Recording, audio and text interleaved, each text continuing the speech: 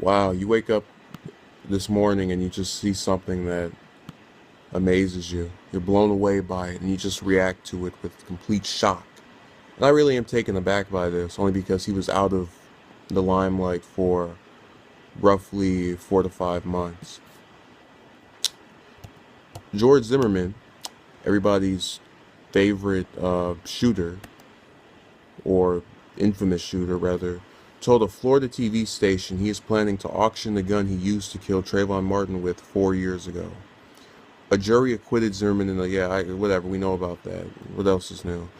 I'm just gonna kind of go through this CNN article. No disrespect to Faith Karami, who wrote this, but I really am just kind of strapped for time.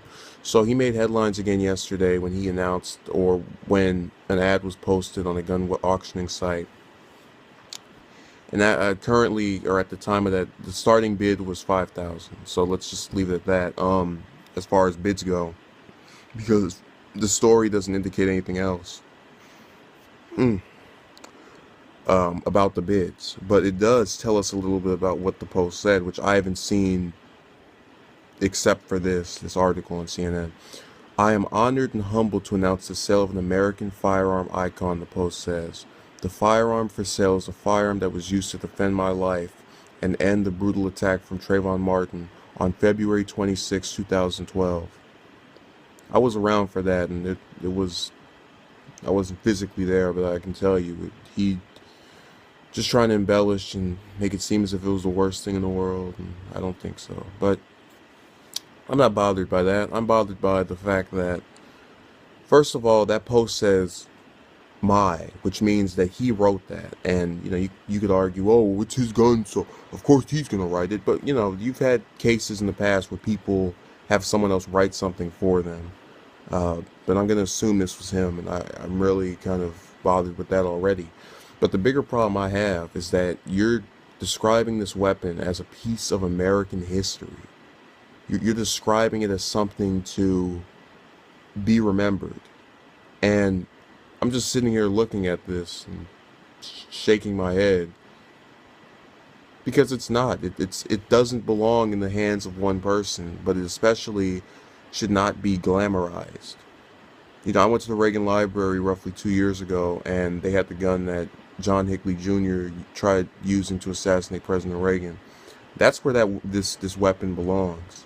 Although I'm not talking about Trayvon Martin Museum. I'm talking about some type of museum on just racial relations or something to that effect. And you've actually had some museums express interest. My mistake.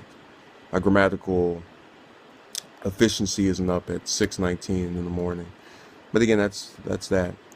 He described himself as a free American who has the right to sell whatever he wants. He just got the weapon back from the Department of Justice, blah, blah, blah, blah, blah.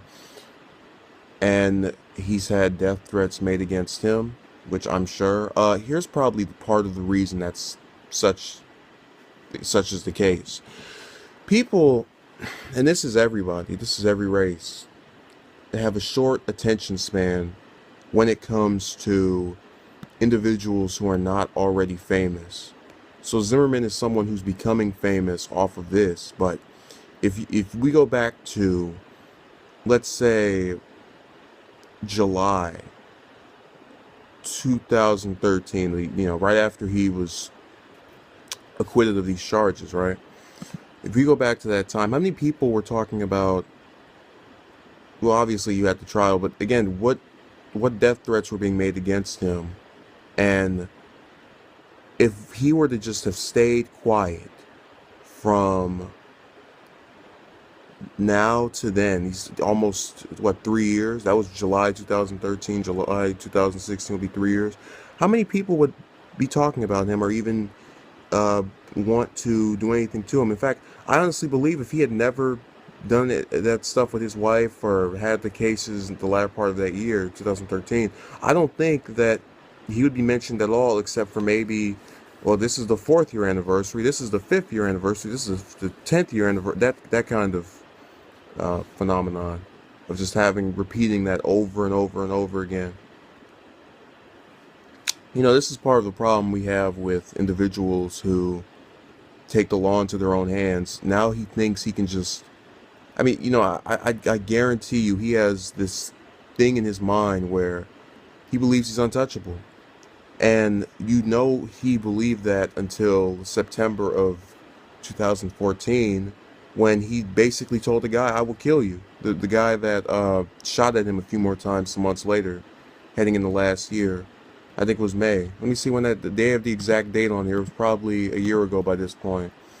Let's see, May. Yep, that was a year ago. This is May 12th. That was May 11th of 2015 when he was shot at by Apperson. But again, when you had that, it was him telling the guy, "I will get you." And it's the same thing where since he survived that, it's as though he can just survive anything. And I guarantee you, the more he runs his mouth, he'll get into something he can't escape. And I'm personally a guy. Again, I'm opposed to the death penalty. I'd rather he either go to jail or just live some life out of the spotlight. But he wants to try to stay famous and relevant, and that's problematic for everyone, including himself. And we'll see what happens if he just keeps that up. It's a behavior that I think is going to cost him. That's all I'm going to say. And I hope that whoever buys this gun, if it's a museum, if it's a person, please do not try to do what he's done with killing Trayvon Martin. Do not try to become famous off of someone else's misfortune or what you would call your possession, as he says. I really just, I'm tired of it. It's been 4 years. It's a wound for a lot of people. He can keep making his claims about he felt his life was in danger. There might have been some physical confrontation, but if it was that bad, stay out of the limelight, recover. People who suffer do not do things of this nature. They don't go around and try to recount their story and play victim for 4 years. It's just ridiculous. And again, if he's such a victim, what are we supposed to call the guy laying in the ground right now? Who's been laying in the ground for the last 4 years? Just no type of morality, nothing. It's ridiculous. So I thank you for watching and have a good day.